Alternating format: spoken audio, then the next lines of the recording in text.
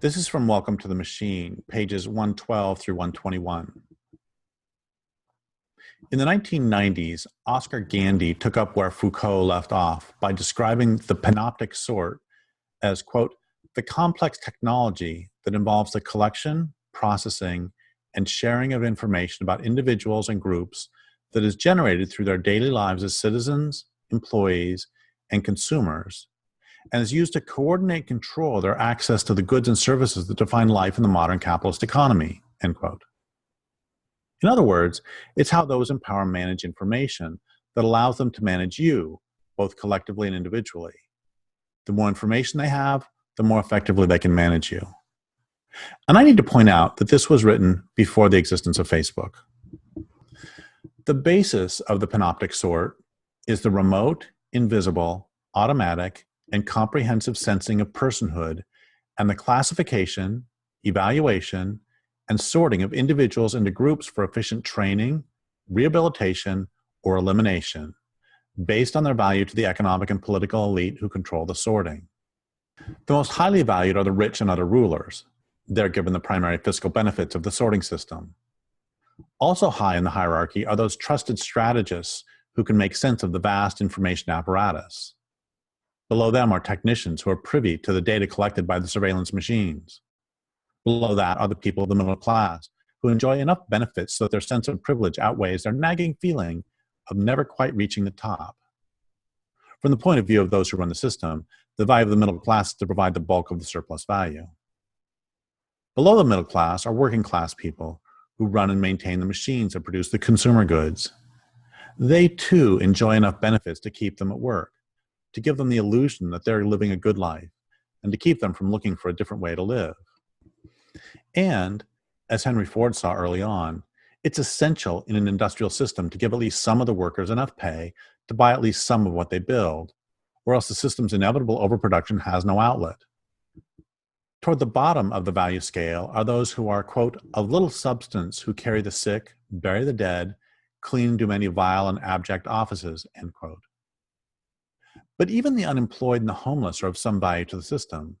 For example, they keep wages low by making the working class fearful of losing their jobs and by making sleeping under a bridge seem the only alternative to the treadmill of rent or mortgage. Below the value scale altogether are those who will not partake of the benefits of the system: the hunter-gatherers, the subsistence farmers who own their own land, the odd free spirit who won't settle for mortgage and salary. These are worse than useless to the system because they provide the system's servants with alternative visions and lifestyles. Because the existence of these alternatives cannot be tolerated lest the servants become restless, those who live these alternatives must be banished from the servant's view or destroyed altogether. This is where passports come in. Passports have been used for centuries for many purposes: to differentiate economic classes and religious and ethnic groups, to control serfs, to control travel across borders, to enforce military service, to collect taxes or other debts, to limit the labor pool, to monitor or immobilize the poor, the homeless, the unemployed, the criminals, to expel unwanted foreigners, to monitor the movement of citizens within the homeland, and to specify where the holder could and could not reside. The Russian nobility controlled the movement of its serfs by registering them with passports. 200 years later, the Soviet state used passports to enforce a collectivization more stringent, disempowering, and deadly than anything the old nobles could have dreamed up. Early in the 20th century, the British used passports to control the movement of Eastern European Jews. The French used passports to keep young men from escaping military conscription. Internal passports were a primary tool of South Africa's apartheid system. The Rwanda genocide of the 1990s used ethnic identity cards introduced by the colonial masters. In times of unrest, revolution, and war, the use of passports is ratcheted up. New classes of people are required to carry them. Anyone from the enemy nation, they might be a spy. Anyone eligible for military service, mustn't let them leave the country. Anyone who is traveling, who are they going to meet? These tighter standards are often not relaxed once peace returns. After World War I, the US government made permanent the use of passports to exclude, quote, the undesirable, the enemy of law and order, the breeder of revolution, and the advocate of anarchy, end quote. In fact, why not have a national identity card for everyone? This shouldn't be a problem if, as the saying goes, you, quote, have nothing to hide, and you need hide nothing, end quote. The classic argument in favor of the continued ratcheting up of restrictions after World War I was articulated by the British trade unionist W.L. George. In his April 6, 1919 Sunday Times editorial, he wrote that, quote, "Secrecy is hateful. It breeds evils, and I would that all houses might be made of glass," end quote. Take note of what he has done here. By shaming the reader, he attempts to skirt the central truth that secrecy and evil come not from houses so much as from the fortresses and armories of bureaucracy. If you buy into his argument, and too many people do, it's easy to ask, why shouldn't the identity card and a national register be seen as, quote, hallmarks of efficient modern bureaucracy and not an emergency measure, end quote. Early passports contained the holder's name and hometown, but names were easily changed, despite the laws of European states forbidding it, so that travelers' permanent features such as scars or tattoos were also recorded. Well into the 19th century, branding and ear docking were common ways to identify criminals, Roma, indigents, and the insane. Jeremy Bentham, architect of the Panopticon, recommended that everyone be tattooed as a, quote, new spring for morality, a new source of power for the laws, an almost infallible precaution against a multitude of offenses, end quote. Bentham was an incurable optimist of a sort. The technology for such a thorough system was more than a century away, and even in Bentham's time, branding and other gross methods were beginning to be frowned upon. Administrators faced a difficult problem. They needed something that didn't hurt so much when administered and that didn't reveal the coercive power of the sorting machine. Luckily for them, anthropometry, the study of human body measurements, especially on a comparative basis, fingerprints, and photography were soon discovered and used. Within 10 years of the invention of photography, the Swiss and German police had taken hundreds of thousands of photographs of Roma and other unemployed, useless, and homeless, mortgage-free people. By 1840, France decreed that all nomads, those without, quote, domicile or fixed abode, end quote, itinerants, and, quote, Romanes, end quote, who were accused of poaching, theft, bestiality, and stealing children, should have their height, chest, arm span, head, and left foot measured, their eye color and fingerprints recorded, and their photographs taken. It wouldn't do much good to measure their growing children, but everyone down to the age of 2 years was to have all 10 fingerprints recorded. The, quote, Romanes, end quote, were accused of stealing children, but who in fact was taking control of other children's identities. The bureaucrats' problem quickly became the sorting and retrieval of a particular photo from the hundreds of thousands that had been collected. So many unemployed people roaming the land and so few bureaucrats. With their disregard for the supposed benefits of supposedly gainful labor, the unemployed certainly weren't to be trained. How then were they to be followed and controlled? Discrimination is easy. So is building a database. Retrieval and sense-making are the trick. It's a big world out there, full of people and politics and uncontrolled behavior. And until we eliminate them, lions and tigers and bears, oh my. Sorting them all to pick out certain ones is the big challenge. Our culture has opted for the easy way out, bring in the machines. That's what the Nazis did. They had a problem. How are they to keep track of millions of Jews and other undesirables? They turned to IBM and its Hollerith machines. Quote, as early as 1934, various government bureaus began to compile card catalogs identifying political and racial enemies of the regime, such as Freemasons, Jews, Sinti and Roma, and genetically diseased persons. Actually, governments have been doing this for more than a century, but no mind. The 1939 census became the basis for a national register of Jews. That year, German census forms for the first time included explicitly racial, sick categories. Jews were identified not only by religious affiliation, but by race as well. Within 3 years, the complicated National Register of Jews and some Jewish Mischlinge, mixed breeds, was to become one of the sources for Nazi deportation lists. The Nazi regime employed thousands of people in 1933 and 1939 to record national census data onto Hollerith punch cards. The SS used the Hollerith machines during the war to monitor the large number of prisoners shipped in and out of concentration camps. The machines were manufactured by Die HOMAG, Deutsche Hollerith Maschinengesellschaft, or German Hollerith Machine Company, a subsidiary of IBM since 1922. Let's bring this up to date. Like the French passes for Roma, the border crossing and green cards that the US government issues to Mexican citizens display fingerprints and photos.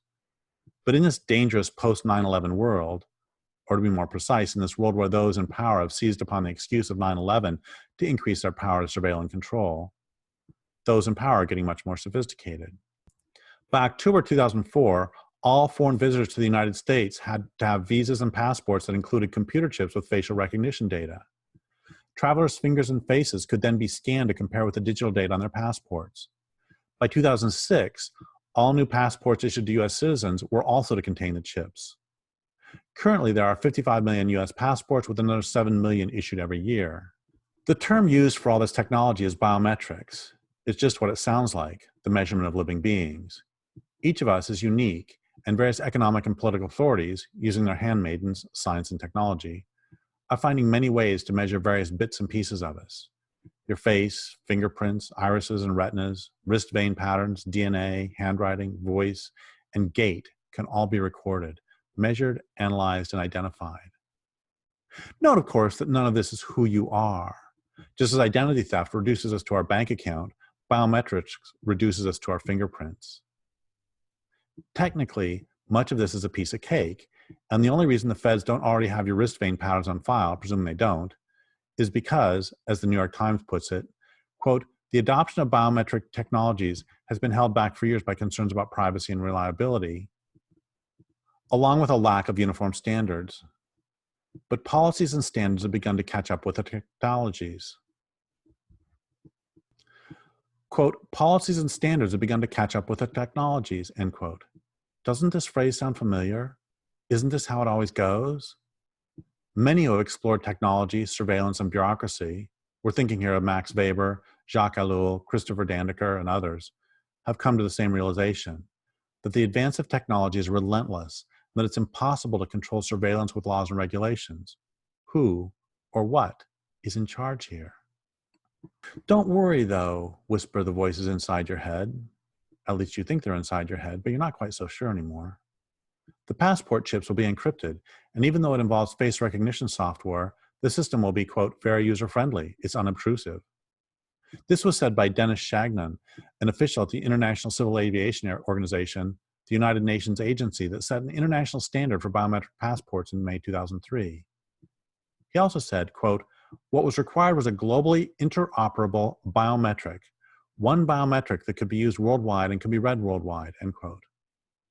Under the new standards, governments will be able to add additional biometric technologies to passports, like fingerprints or iris scans. As its name indicates, the passport was originally used to authorize travel by sea. Thanks to the UN's International Labour Organization, more than 1 million workers on ships around the world will soon have biometric identification cards that store digital fingerprints and photographs in a two-dimensional barcode. The passport, being the property of the state, can be withdrawn at any time, thus revoking the privileges of travel, work, residence, and identity. Jeremy Bentham keeps reminding us that the central question is not your question, who am I, but the one directed at you. Who are you with whom I, the bureaucrat, have to deal? This is from an interrogation manual. The manner and timing of arrest can contribute substantially to the interrogator's purposes. What we aim to do is to ensure that the manner of arrest achieves, if possible, surprise and the maximum amount of mental discomfort in order to catch the suspect off balance and to deprive him of the initiative. One should therefore arrest him at a moment when he least expects it and when his mental and physical resistance is at its lowest. The ideal time in which to arrest a person is in the early hours of the morning, because surprise is achieved then, because a person's resistance physiologically as well as psychologically is at its lowest. We don't track Roma anymore, but we're still interested in the unemployed, the poor, and the hungry. In 1996, the Connecticut legislature passed a law requiring that the 2 index fingerprints of every existing and new welfare recipient be scanned and databased. With a computer, not an ink pad. No muss, no fuss. It would be done to prevent people from receiving welfare benefits under more than one name or from receiving benefits improperly from more than one town or state program. Those poor people are still poaching from the king's larder, and it's got to stop. The fact that no pretense is made of stopping the far greater thefts from the Treasury by corporations, quote, receiving benefits improperly, end quote, hints at the real purpose of this information gathering. In standard bureaucratic form, a survey was taken of the new program. 88.4% of the respondents felt they had not been inconvenienced by the finger imaging process, 85.1% did not object to the process, and 87.1% felt that the process would indeed help prevent people from cheating the welfare program. Perhaps the welfare recipients felt themselves in no position to protest. Certainly, had they spoken out against the program, they would have been reminded that the receipt of welfare benefits is purely voluntary. If they did not wish to give their fingerprints, no one would put a gun to their head and force them to apply for assistance. The state knew the program might be controversial elsewhere, since, quote, public perception and the association of fingerprinting with the criminal element was pervasive, end quote. Using society's obsession with technology to gloss over what was happening, the Department of Social Services had early on determined that the project should be referred to as digital imaging, with the focus on the digital technology rather than fingerprinting alone. The Department of Social Services opponents characterized the system as invasive and dehumanizing. And their response? A press conference during which the Connecticut governor, followed by state legislator Jean Garvey, the mother of digital imaging, the DSS commissioner and deputy commissioner and several other state officials were the first to be imaged. DSS is confident that, quote, the demonstration of the application of the technology was straightforward and the value apparent to all, end quote. So who's next? The answer, 84,000 adult recipients of public assistance from 169 towns. The state believes, quote, the connection of the system to ID card issuance and its possible future use in the nationwide EBT infrastructure would position the project as a model for the future of human services benefit delivery systems, end quote. Connecticut is small potatoes. The British National DNA Database has 2 million profiles and more than 5 million sets of fingerprints. Authorities are seeking new powers that would allow police to take DNA and fingerprint samples whenever a person is arrested, not just if that person is actually charged with a crime. A court ruling states that the DNA of people who have been cleared of any involvement in a crime can be retained. The benefit to society? If a suspect's DNA is put through the system, 38% of crimes are solved, compared with an overall figure of 24%.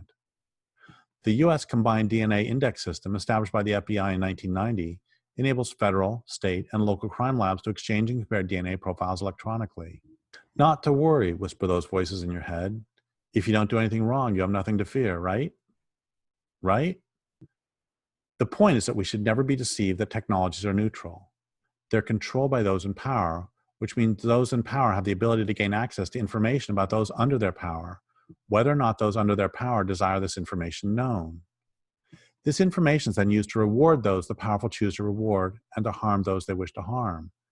At the same time, those not in power do not have access to the same sort of information about those in power.